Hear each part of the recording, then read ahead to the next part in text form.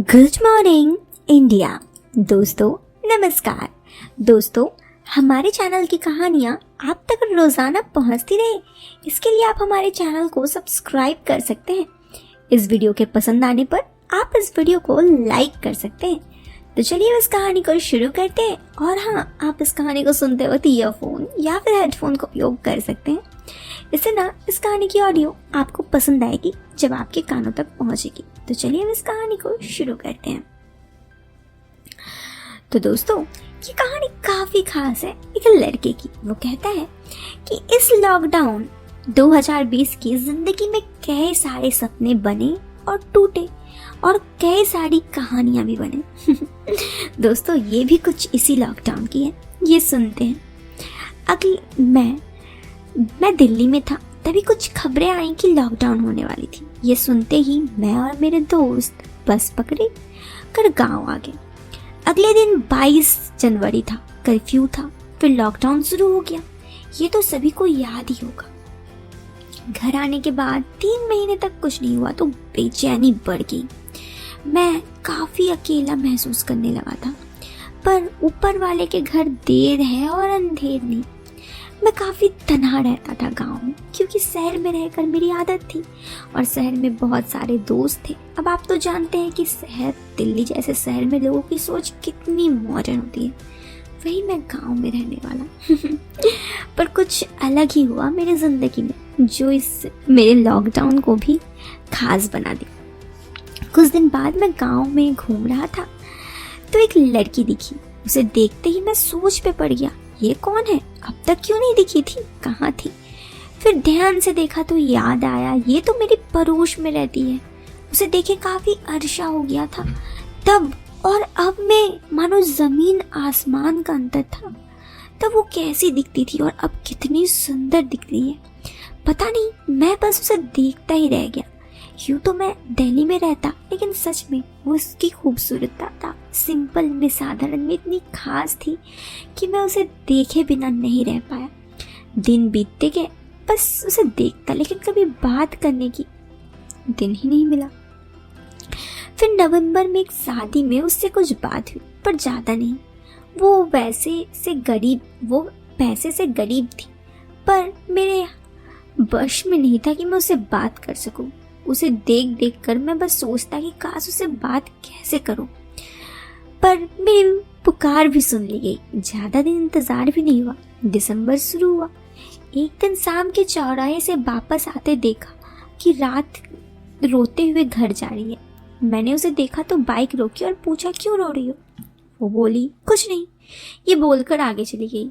मैंने फिर से पूछा, बोलो तो क्या हुआ? वो बोली कि कुछ काम के लिए पैसे रखे थे, यहाँ आते टाइम कहीं गिर गए। मैंने पूछा, अरे बस इतनी सी बात के लिए रो रही हो? मैं दे देता हूँ, कितने पैसे हैं? उसने बोला, आप रहने दो। मैंने जोर लगाया तो उसने बताया कि सच में कितनी दिक्कत है। मैं उसे रुपए देते हुए कहा, अभी मेरे पास इतने हैं, तुम मेरा नंबर ले लो, कॉल कर लेना, मैं रात को दे दूंगा। उसने झट से मेरा नंबर ले लिया। मेरे मन भी काफ़ी खुश हो गया। घर जाते ही उसने कॉल किया। मैंने 7 बजे का टाइम बताया, उसको रास्ते में बुलाकर पैसे दे दिया और अपने घर आ गया। रात के करीब 10 बजे उसका कॉल आया थैंक्स बोलने के लिए। फिर बात में मैंने उसे 1 घंटा इधर उधर की बात की। मैंने उसकी बातों से अंदाज़ा लगाया कि बात तो बन सकती है, पर सीधे मैंने कुछ नहीं कहा। वो भी मेरी बातें कुछ सुन रही थी, कुछ ना सुन रही थी। इधर उधर की बात करते हुए मैंने कहा कि एक बात कहूँ? वो बोली, क्या? फिर मैंने कहा, कुछ नहीं, छोड़ो। मैंने उससे फिर कहा कि एक बात कहूँ? उसने कहा, हाँ पूछिए ना, बोलिए ना। मैंने फिर कहा, अरे छोड़ो, कुछ नहीं। फिर उसने जिद करने लगा तो मैंने कहा, मैंने जब से तुम्हें देखा है ना, मुझे तुमसे प्यार हो गया है। मेरी बात सुनकर वो हंसने लगी। मैंने पूछा, हंस क्यों रही हो? वो बोली कि ऐसे ही। मैंने कई बार पूछा तो वो बोली, मैं आपसे डरती थी, आप किसी को बोलते नहीं थे, अगर मैं बोली आप गुस्से हो जाओगे। मैंने बोला, नहीं यार ऐसा नहीं, मैं तुम्हें बहुत पसंद करता हूँ। इस पर उसने भी कहा, मैं भी आपको बहुत पसंद करता हूँ। उसने ये कहने पर मेरे सोने में सुहागा हो गया। फिर मैंने उससे रोज बात करना चालू कर दिया। वो भी मेरे फ़ोन आने का इंतज़ार करती रहती और हम दोनों काफ़ी देर एक दूसरे से बात करते। करीब करीब कोहरा का मौसम था। रात के 10 बजे से सुबह के 6 बजे तक हम दोनों एक दूसरे से फ़ोन पे बात करते। अब तो हम हर तरह की बातें करने लगे थे, लेकिन एक ही गांव में होने के कारण और गांव बहुत छोटा होने के कारण हम दोनों एक दूसरे से ज़्यादा देर बात भी नहीं कर पाते। मिलना तो दूर की बात, हम दोनों काफ़ी डरते कि कहीं कोई देख लिया तो। एक दूसरे से सबके सामने थोड़ी बहुत बात तो हो जाती, लेकिन इतनी नहीं कि एक दूसरे को अपने दिल की बात बता सकूं या फिर कुछ खास पल बिता सकूं। लेकिन दिसंबर तक आते आते जब लॉकडाउन खुलने लगा तो एक दिन मैंने उसे कहा, शहर पे मुझसे मिलोगी? पहले तो वो आनाकानी करने लगी, फिर मिलने के लिए राजी हो गई। मैं भी खुशी खुशी उससे जाकर शहर में मिला। मुझे उसे मिलने में काफ़ी अच्छा लगा। वो सच में बहुत ही सुलझी हुई थी, बहुत ही सिंपल और शांत स्वभाव की। उसका ये स्वभाव मुझे बहुत ही अच्छा लगने लगा। धीरे धीरे हम दोनों का मिलना जुलना बढ़ने लगा। अब क्योंकि लॉकडाउन खुल गया था तो वो कई दफ़ा मुझसे मिल लिया करते। ऐसे ही करते करते हम दोनों एक दूसरे से कई दफ़ा मिले, लेकिन बस रेस्टोरेंट वगैरह में। उसके साथ अकेले कभी भी एक जगह मिलने का मौका ही नहीं मिला। इसी बीच मेरे घर से सब लोग एक शादी में जा रहे थे। फरवरी का महीना था, मुझे तो मौका मिल गया। उसने कहा कि ठीक है, उसका घर पे कमरा अकेले था तो वो रात को अपने कमरे से चुपके से बंद करके मेरे कमरे में आ सकती थी। फिर क्या था, उस शाम 7 बजे मैं उसका इंतज़ार कर रहा था। शाम को 7 बजे उसने मुझे फ़ोन किया तो मैंने कहा सीधे अंदर आ जाओ, कोई दिक्कत नहीं है।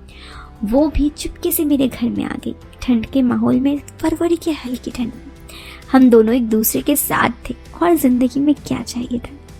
इधर प्यार भरा गाने बज रहे थे, हल्के 90s के सॉन्ग में हम एक दूसरे के आंखों में आंखें डाले देख रहे थे। थोड़ी देर बाद मैंने उसके लिए चाय बनाई, हम दोनों चाय पी और कुछ देर एक दूसरे के साथ पल बिताए।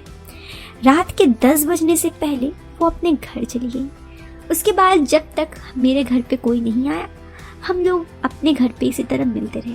फिर शहर जा मिलते रहे, लेकिन फिर लॉकडाउन पूरी तरह से हट गया तो मैं वापस दिल्ली आ गया। लेकिन अब तक उसकी इंतज़ार मुझे अब भी है। फ़ोन पर तो एक दूसरे से बात अब भी होती है, बस मिलना पॉसिबल नहीं होता। ये कहानी थी दोस्तों लॉकडाउन की एक नई कहानी। पता नहीं, जैसे मैंने पहले कहा, इस लॉकडाउन कितनों कहानी बनी, कितने प्यार करने वाले लोग मिले और बिछड़े, कितने प्यार में दूरियां आई और कितने प्यार करने वाले लोग नज़दीक आए। ये तो आने वाले सालों में पता चलेगा। फिलहाल दोस्तों इस कहानी से दीजिएगा मुझे अलविदा। मिलते हैं एक नई वीडियो में एक नए और इंटरेस्टिंग टॉपिक के साथ। टिल देन बाय बाय दोस्तों, टेक केयर एंड बाय।